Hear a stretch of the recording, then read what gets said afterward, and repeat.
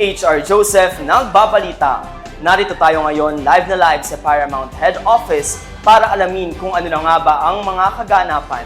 Samahan niyo kaming alamin kung kamusta na nga ba ang mga applicants and members ni Paramount na for requirements, orientation, and contract signing. Narito ngayon si HR Mia para maghatid ng balita. Kamusta dyan, HR Mia? Magandang araw mga ka-Paramount. Narito nga tayo ngayon para kumustahin ang mga naka-schedule for contract signing today at mga naka-for orientation. This is HR Mia at narito kasama natin si Sir. Si Sir Jezreel po, Jezreel Tiba po. Anong position natin Sir at saang branch at anong client? As a kitchen staff po sa SMOA. Saan mo nalaman ang hiring ni Paramount Sir at sinong HR ang nag-process sa'yo dito? Through Facebook lang po. Naghanap kasi ako ng trabaho through Facebook. Kaya nakita ko si Paramount po. Tsaka ni-message ko na po. Sinong HR nag-assist? Si Miss Kat po. Mabilis lang po. So, kumusta yung application mo Sir? For contract signing na ba tayo? For orientation or nagre-requirements na po ba kayo? Through contract signing na po. Kailan po kaya possible deployment? Baka next day or bukas po. So sir, ini-advise naman or anong gusto mong sabihin sa mga job seekers dyan na hanggang ngayon hindi pa rin makahanap ng trabaho? Mga job seeker po, dito, balit dito po sa Paramount po, mabilis po dito.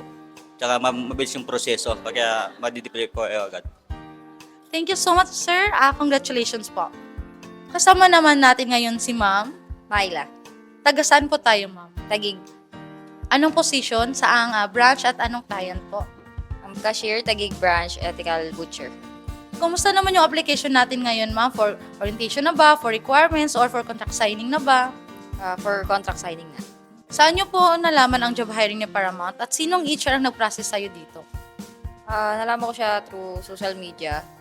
Then si Ma'am Kisha, yung nag-a-assist sa akin. Ini-advise naman ma'am sa mga job seekers natin dyan na hanggang ngayon hindi pa rin makahanap ng trabaho. Oo, bale, nung nalaman ko kasi itong si Paramount, then background checking din. Kasi syempre mahirap mas-scam na ano. So good naman siya, maganda, mabilis din. Ano naman yung gusto mong sabihin ma'am sa mga viewers natin dyan na gustong mag-apply kay Paramount? Ay mga job seekers natin dyan, apply na kayo, bilis lang dito. Goods pa. Thank you so much ma'am and congratulations po. Dito naman, makakasama natin si ma'am.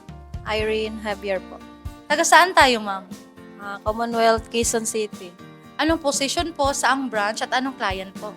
Line Cook po, SM North Aid sa United States. Kumusta naman yung application mo ngayon ma'am? For requirements na ba? For orientation or for contract signing na ba tayo? For contract signing. Saan niyo po nalaman yung job hiring ni Paramount at sino pong HR ang nag-process sa'yo dito? Kay husband ko po nalaman. Tapos yung nag-process po ng HR ay si Miss Catherine po. Kailan kayo possible deployment mo ma'am? Siguro po mga sa Monday. I think. Ini-advise naman ma'am sa mga job seekers dyan na hanggang ngayon hindi pa rin makahanap ng trabaho.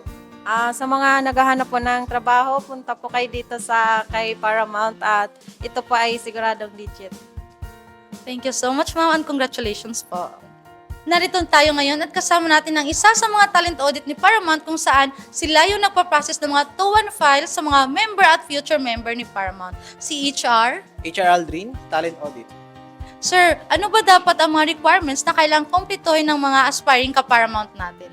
So, unang-una yung resume, syempre, kailangan yun para sa pag-apply natin. And then, syempre, yung mga basic mandatory requirements natin like ng SSS, PhilHealth, Pag-ibig, and TEEN.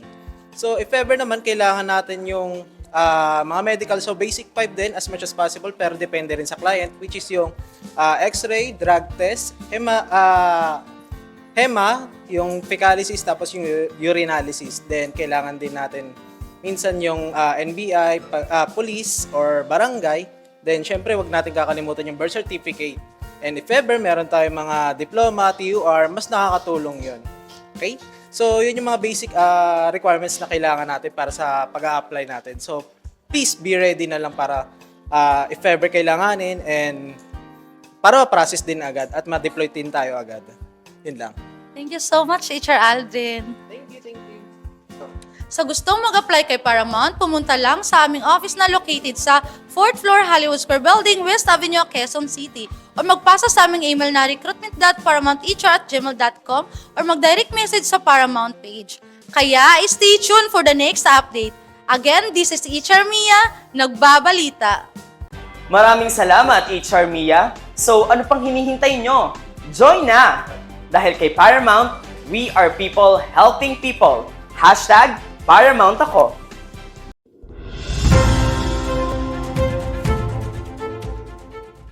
We'll help you get started.